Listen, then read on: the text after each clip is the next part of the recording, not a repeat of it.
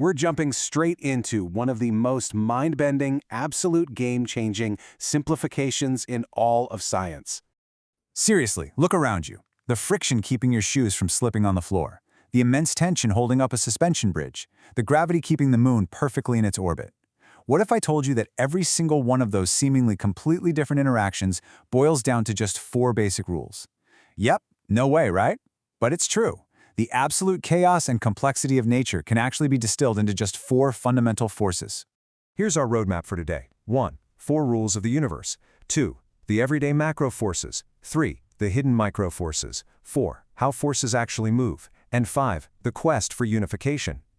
By the end of this explainer, you're going to clearly understand exactly what these 4 forces are, how they actually travel across empty space, and how they shape absolutely everything, from the tiniest atoms inside your body to the most massive galaxies out there. All right, let's dive into Section 1. 4 rules of the universe. The fundamental laws underlying all nature. Now, it is totally natural to look out at the world and see a huge, crazy mix of different forces at play. A push here, a pull there, a magnetic snap, but we're going to simplify that right now. Here's your cheat sheet for the 4 fundamental forces. We've got gravitational, electromagnetic, weak nuclear, and strong nuclear. Look closely at those relative strengths and ranges. Gravity, it's astonishingly weak, like 10 to the negative 38 power compared to the strong nuclear force. But it has an infinite range. Then there's electromagnetism, way stronger than gravity, also infinite in range. And finally, the nuclear forces. These are immensely powerful, but they're strictly trapped within the microscopic scale of an atom's nucleus. It's honestly incredible that these 4 totally distinct forces account for literally every known phenomenon we've ever observed. So, here's a question for you to test our understanding. If the strong nuclear force is the absolute strongest, I mean, it's literally defined as the baseline strength of 1, while the others are tiny fractions, why don't we feel it in our everyday lives? Why isn't it pushing or pulling you right now? Keep that range column we just looked at in the back of your mind. We're about to see the massive difference between macro and micro forces. Moving on to Section 2, the everyday macro forces, gravity and electromagnetism. Okay, so these are the macroscopic forces we actually experience every single day without needing any sensitive lob equipment. Notice the stark contrast here between these 2 infinite range forces. On the left, the electromagnetic force. It's 100 times weaker than the strong nuclear force, but it can be both attractive and repulsive. On the right, the gravitational force. Incredibly weak, but it's attractive only. And here's a fact that absolutely blows my mind every single time. Almost every force you directly feel right now, the friction of your fingertips, the tension in a rope, static electricity, literally the physical pushback of the chair you're sitting on, that's all just the electromagnetic force at work between atoms and molecules. Gravity is the only force we experience directly that isn't electromagnetic.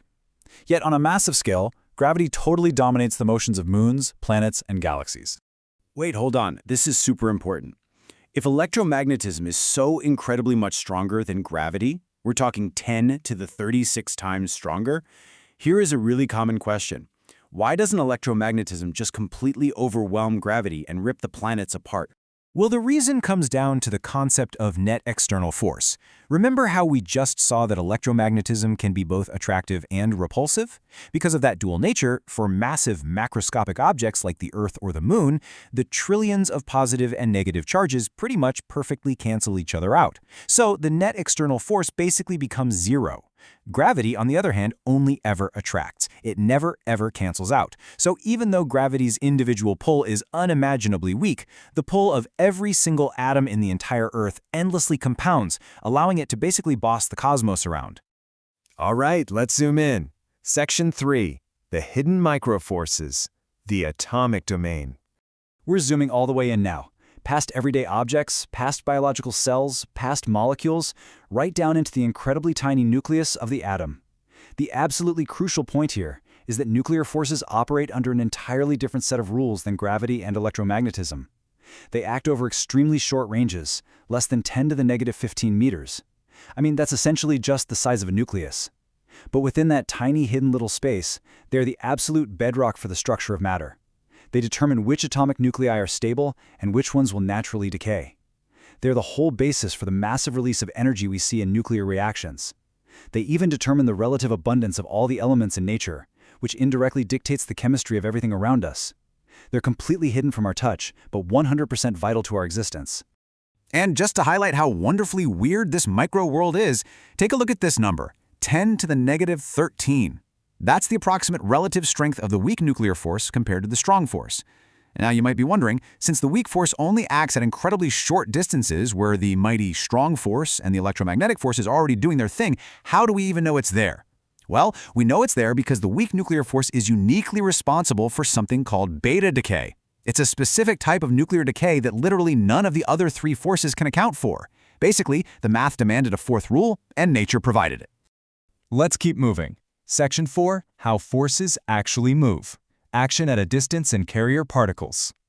So how does a force actually reach across the vastness of empty space to push or pull an object? Action at a distance sounds kind of like magic, right? Well, the classical explanation is the concept of a force field. A force field is simply a region surrounding an object where a test particle placed within it will experience a force. Think about the Earth's gravity. The Earth creates a gravitational field around it. If we place a test object, say a satellite or even just an apple, in that field, it experiences a pulling force. The field is defined as a characteristic of the Earth itself, totally independent of the test object. This field concept is super useful because we can write equations for it and calculate some highly precise motions. But you know, as useful as fields are mathematically, they kind of leave a huge question unanswered. What is physically carrying the force? Enter the carrier particle. Back in 1935, a physicist named Hideki Yukawa proposed that all forces are actually transmitted by the exchange of elementary particles. This replaces that spooky action at a distance with actual physical movement. And let's be honest, it is philosophically way more satisfying to think of a physical thing zooming between objects to exert a force. Let's make this a bit easier to visualize with an everyday analogy. Imagine two people on ice skates tossing a heavy basketball back and forth. Step 1. When you throw the basketball, you exert a force on it, and Newton's laws tell us that the reaction pushes you backward. Step 2. The other person catching the ball has to exert a force to stop it, which pushes them backward. By exchanging a physical mass, the basketball, you've just exerted a repulsive force on each other without ever physically touching. And this brilliantly illustrates how subatomic particles, like a meson being exchanged between a proton and a neutron, actually transmit forces at the micro level. Now, while quantum mechanics uses particles to explain forces, over in the macroscopic realm of gravity, we look at fields and waves. Almost exactly 100 years ago, Albert Einstein predicted that massive cosmic events, we're talking black holes colliding or huge stars exploding, would actually create gravitational waves. These waves travel through space much like ripples radiating outward from a pebble dropped into a pond, except these particular ripples travel at the exact speed of light, temporarily stretching and squeezing the very fabric of space itself as they pass. And the way we actually detect these ripples, it is an absolute marvel of modern science. Catching them requires mind-boggling precision. In the US, we built LIGO, two massive laser installations nearly 3,000 kilometers apart that measure impossibly slight shifts in mass positions caused by these passing waves. We now have a whole global network, including Virgo in Italy and Geo 600 in Germany, honestly just to filter out the earthly noise of regular things like earthquakes. And soon, we're taking the whole shebang to space with the LISA project, 3 satellites firing lasers in a giant equilateral triangle 5 million kilometers wide. To detect these invisible waves, these instruments need accuracy to within 10% of the size of a single atom. That is just wild. Which brings us to our final chapter, Section 5, The Quest for Unification. Grand Unified Theories. You see, physicists aren't entirely satisfied with having 4 separate rules. They are on a thrilling quest to prove that these are actually all just manifestations of one single force. Let's trace the historical progress of this epic puzzle. First, back in the 19th century, scientists realized that electrical forces and magnetic forces were actually the exact same thing. Electromagnetism. Boom! Unification. Second, modern physicists discover that under extreme conditions of high density and temperature, like those existing mere fractions of a second right after the Big Bang, electromagnetism and the weak nuclear force become completely indistinguishable. They merge into what we call the electroweak force. So our list of 4 has conceptually been reduced to 3.